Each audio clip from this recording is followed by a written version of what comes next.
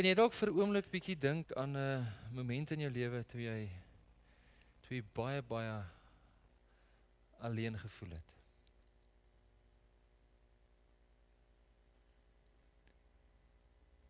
En is daar dalk van julle wat bereid is om vir ons te sê waar jy was?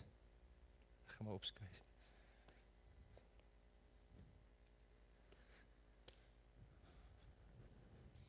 Ons weet hoe voel alleenheid.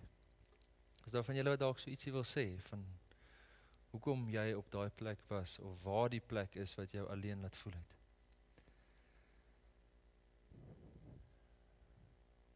Goed, nie nou nie. Ja. Kyk in bloot fisika terme, nê. As ek nou my 20 jaar terug wetenskap juffrou reg verstaan het, is daar twee dinge wat afstand bring. Dis plek of tyd. Dis hoe ons dink in terme van werklikheid. Dis of plek of tyd wat kan maak dat ek alleen is of eenkant is. Dat ek ver is van jou af.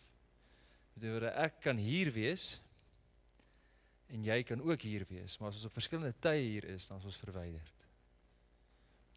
Maar plek dan ook. Ons albei kan nou wees, maar ek is hier en jy is daar en dit maak dat ons verwyderd is. So tyd en ruimte, ek dink dis hoe ons die werklikheid verstaan, bring by ons die gevoel van iets is naby of iets is ver. En ek dink veral in ons geloofstorie, as ons oor God dink, is dit baie keer 'n metafoor hoe ons baie keer ook oor God gedink het, nê, dat God ver is of eenkant is. Dink aan Bette Midler se liedjie From a Distance, God is Watching. God is eenkant. Vanaand wil ek begin met 'n kort gedig wat die ver en die naby so bietjie wil oorbrug. Wie sou kon sê dat dinge hoog en dinge ver so skielik naby aan 'n mens kom lê? Amper vatbaar, amper hier. Nog bietjie ver, nog bietjie duur, maar so amper hier. Maar wie sal weet en wie sal sê hoe ver die naby regtig lê? En waar is môre? Wie sal sê of tot by môre jare lê? Wie sou kon sê?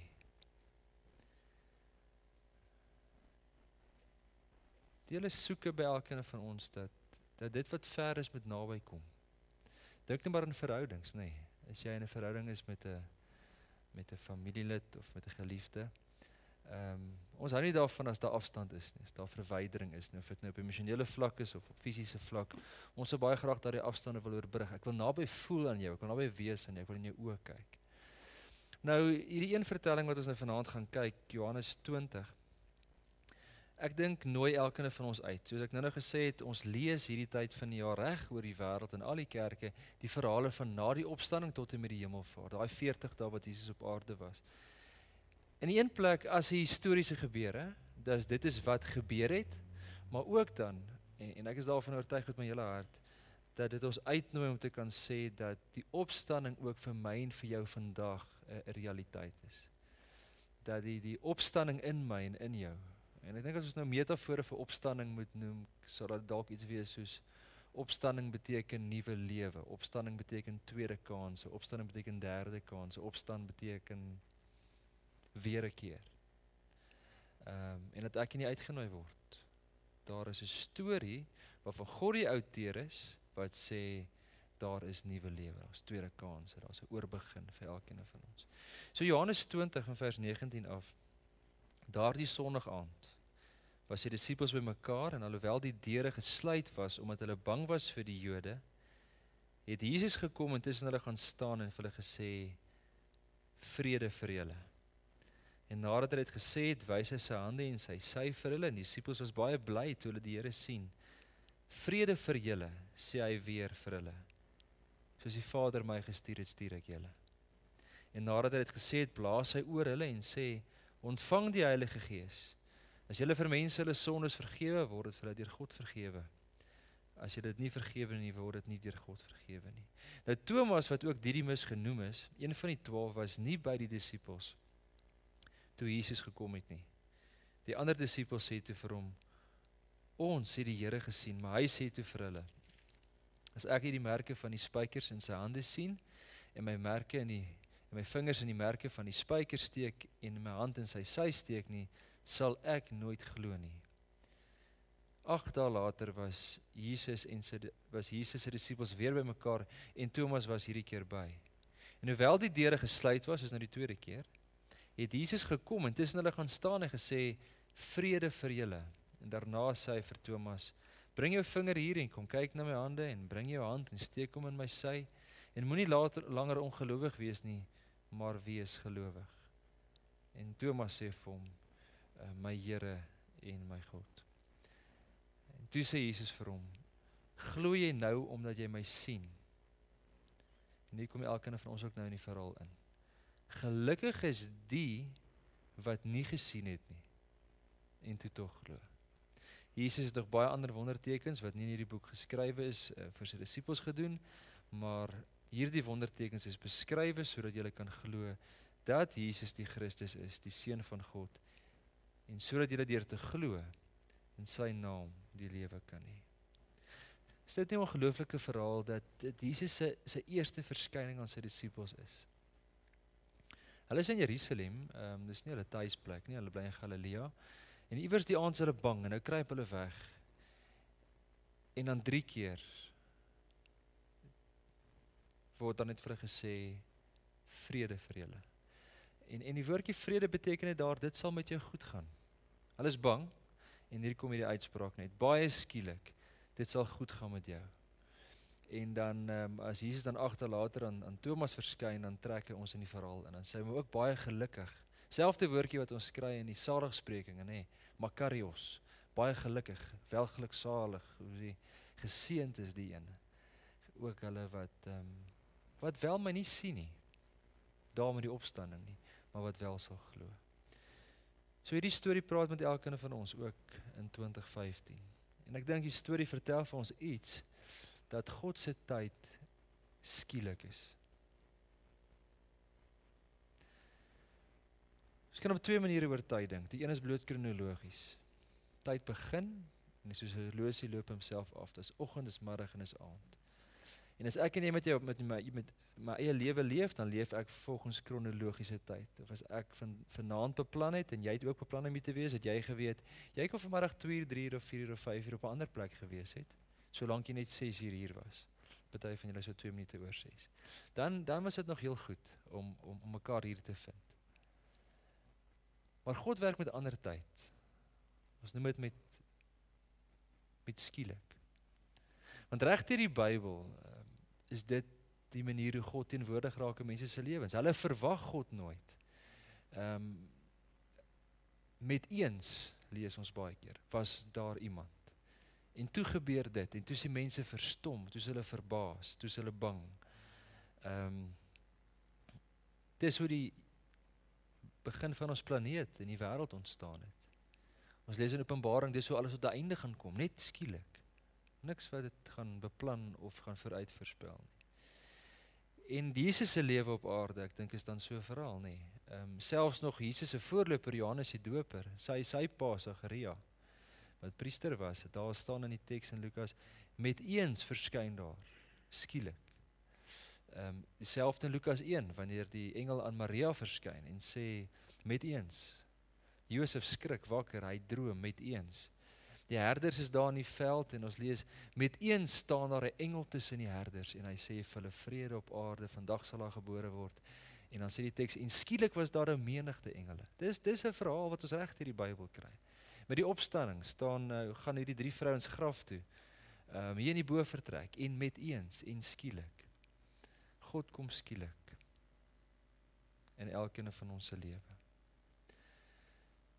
En ek wil dit graag in verband bring met die taal wat ons in ons gemeente praat. Ons praat baie keer en sê dat ons is op reis. Ons is op 'n journey, nee. Dis die taal wat ons praat in ons gemeente, maar ek wil nou hê ons moet die paradoks vind. Dat terwyl ons lewe op reis is saam met God, met ander woorde, God stap saam met my, is dit ek wat met eens snap. Ek wat met eens bykom. Dis nie dat, as ons nou vanaand sê, God werk skielik, dat God ver weg is, en dan kom hy naby, en dan onttrek hy weer nie. Daar's mense wat so oor God sou dink, nê. God is 'n naby God. Ek dink daardie lied wat Benny gesing het, This is my resurrection song. Want hoe begin die heel eerste woordjie? There's no space that this love can't reach. Dit is ek wat dit baie keer snap en ek wat dit baie keer verloor. Is ek wat dit baie keer vang en ek wat dit baie keer nie vang nie. So ek dink hierdie teks nooi vir my maar net uit dat ons eintlik met rekening hou met 'n God van skielikheid. Dat ek nie oorgerus kan lewe met soms so. Ek dink Jakobus sê dit. Hy sê jy kan nie net sê oor die môre gaan ek dit doen, oormôre gaan ek dit doen. Hy sê nee, wag. Jy moet sê as die Here wil. Jy kan nie presies weet wat gaan gebeur nie. God werk skielik. Nogal snaaks in die vroeë kerk, nê. Die vroeë Christene het hulle hierdie gedagte gehad dat God maak jou elke oggend weer wakker. Hulle het gedink, die aand as jy gaan slaap, gaan jy dood. En daarom sou hulle gebid het in die aand as hulle gaan slaap het om te sê, ek gee myself vir U. En as daai persoon iewers in die nag of in die oggend weer wakker word, dan sit en skielik maak God my weer wakker en ek lewe weer vir hierdie dag of vir hierdie paar ure. Hierdie hele hierdie verrassendheid wat in elke moment en in elke moontlikheid eintlik opgesluit lê, nê. En God doen baie dinge skielik. Ek dink om net die paradoks verder te verduidelik as ons miskien na Paulus se storie kyk, nê. Saulus wat in Handelinge 9 op pad is. Ons lees daar hy's op pad om Christene dood te maak. En skielik is daar 'n lig. Skerp lig wat uit die hemel uitkom en 'n stem wat vir hom sê, "Hoor, wat maak jy nou?" Maar as ons nou mooi gaan terugkyk oor Saulus se lewe, is God al lank al besig om met hom op pad te loop. So dit maak vir julle sin, nê. Dis 'n reis, dis 'n journey saam met die Here, maar ewe skielik dan snap Saulus dit. Dis Handelinge 9 en Handelinge 16 is hy toegesluit, hy en Silas in die tronk. In die middel van die nag skielik is daar 'n aardbewing. Hulle verwag God nie daar nie. En die tronkdeure gaan oop en hulle stap uit. So hoor dit mooi dat die skielikheid van God, die teenwoordigheid van God gebeur en dit klink na teenstrydigheid, maar gebeur baie keer in die wag en in die geduldig wees. Van God kan enige oomblik sy verskyning maak. Nie omdat hy weg is nou nie, omdat ek dit net nie snap nie.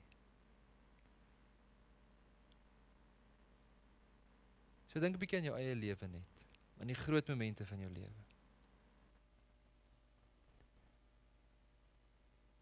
Die wendinge wat daar gekom het, die skuwe wat daar gekom het, die ontmoetings wat jy met mense gehad het, die gedagtes wat in jou kop gekom het. Kan jy vanaand dit dalk iewers link met 'n God van skielikheid? Dat jy amper verras gestaan het om te sê, maar hoekom dink ek nou hieraan? Hoekom het ek nou hierdie persoon ontmoet? Waarom het ek nou hierdie gedagte in my kop? Dalk omdat God al lank met jou aan die gang is, maar jy snap dit vir die eerste keer. Hoekom voel ek nou ewe skielik onrustig oor hierdie ding wat ek nou al vir jare lank mee besig is? Of hierdie transaksie of hierdie besigheid of hierdie gewoonte of hierdie issue waarmee ek leef. Hoekom is iets hier binne my wat net met my praat?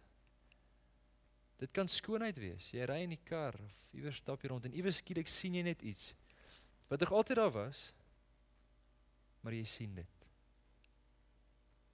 So God is nie ver nie, God is nie naby, hy is altyd naby, maar dit kom vir jou net met eens na vore. Ewe skielik kry jy net daai idee.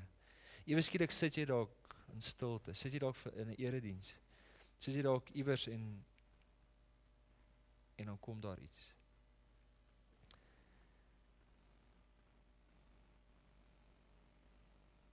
Mag ons vanaand iets hoor dat elkeen van ons die God van skielikheid kan verwag. Jesus sê gelukkig is die van hulle wat my nie sien nie, maar my ook so verwag. Dis die eerste punt wat ek wou maak, dat God 'n God is van skielikheid. Ten spyte daarvan dat ons lewe 'n reis is. Die tweede punt ek dink wat die teks ons nou toe uitnooi, is dat hierdie ook 'n storie is van mure en van toedeure. So hierdie gedeelte sê nie net wanneer God iets doen nie, maar ook waar hy goed doen. Dat daar ook nie 'n plek is, as ons nou ook dink in terme van tyd en ruimte, ook 'n plek is waar God afwesig is nie. En kan dit dalk wees, vra ek maar myself, dat Jesus daar was in die bofortrek. En hulle het net met eens Shalom gehoor en hom opgemerk. Met ander woorde, dat hy maar nog altyd daar was. En dan herken hulle hom. Maak dit sin? Dis nie hy wat uit was en ingekom het nie. Hy's daar, maar dan is hulle op 'n stadium in hulle geloof, op 'n stadium op so 'n plek. So dalk lê die fout jy waarskynlik by ons baie keer, by ons studere, by die mure wat ons bou, met die brille wat ons opsit, dat ons God baie keer net miskyk, God nie beleef nie. Die Bybel vertel ons nogal dat Jesus se lewe eintlik 'n lewe was wat amper soos 'n reality show was, verskoon die woord, maar dis hoe ek dit verstaan. Dat God en die engele na Jesus se lewe kyk en dat ons eie lewe, dink bietjie so daaroor dat jou eie lewe eintlik 'n spel is, 'n toneelspel is wat deur God gesien word en deur almal gesien word. Is 2 Kronieke teks, nê, wat sê God se oë deurloop die hele aarde. Met ander woorde dat God alles van weet. God is hier. So jy kan vir 'n oomblik dalk vergeet van God, maar hy vergeet nie van jou nie. Ek dink dis presies wat Benny probeer sê het in hy lied. Sê nou net, Jesus kan nie weggehou word deur enige muur of enige toedeur nie. Jy leef dalk so, maar hy is oral.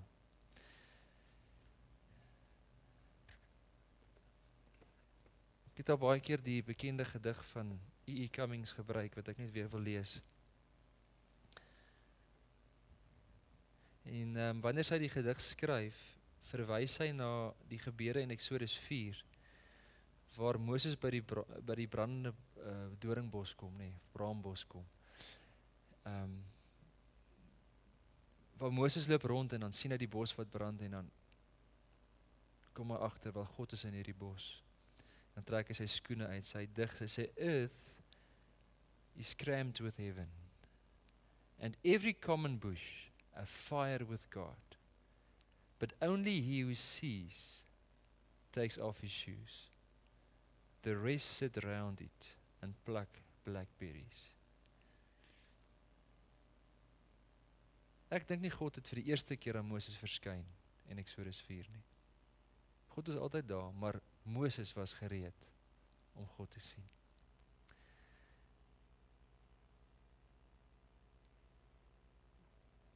Kobus, ek dink jy is die enigste ene wat op die mannekamp was 2-3 jaar terug en daar het ons met 'n tema gewerk. Jy het die tema van Moses waar ons een lied eintlik gebruik het as ons tema lied wat ek graag vanaand nou weer wil speel. Dit is 'n lied wat Frida Kreer sing, Bosbrand. Wat sy nou juist skryf oor Eksodus 4, oor hierdie gedig. En dis so 'n bietjie in 'n baie vinnige rap taal, so vind maar die woorde.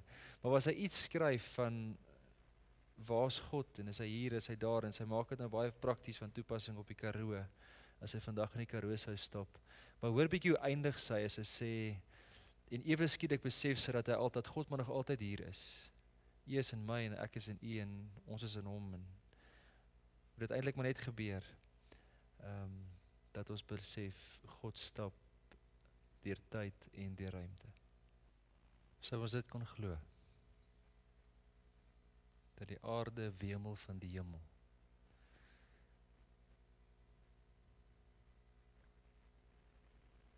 Ek dink is net om met oop oë te leef, met 'n oop gemoed te leef.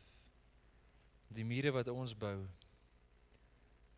vir 'n oomblik net, want ons bou die mure om ons eie egos, om ons eie veiligheid, om ons eie persepsies oor die werklikheid net in stand te hou.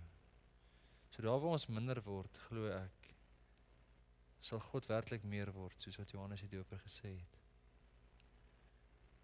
So is maar net 'n uitnodiging, dink die opstandingsverhale sê vir ons. Die disippels het gedink dinge het nie uitgewerk nie, dat agtertoe deure gaan wegkruip. Maar God stap deur mure, stap deur toe deure. En baie keer is dit mure van gedagtes. Dalk was dit in hulle persepsie. Dalk is dit mure van besluit of van gewoontes, van ongeloof. Mag ons huis toe gaan vanaand en Miskien uitgedaag word net om weer te glo in 'n Jesus wat deur mure loop, in 'n Jesus wat skuld vergewe, in 'n Jesus wat help, in 'n Jesus wat hoop kan gee.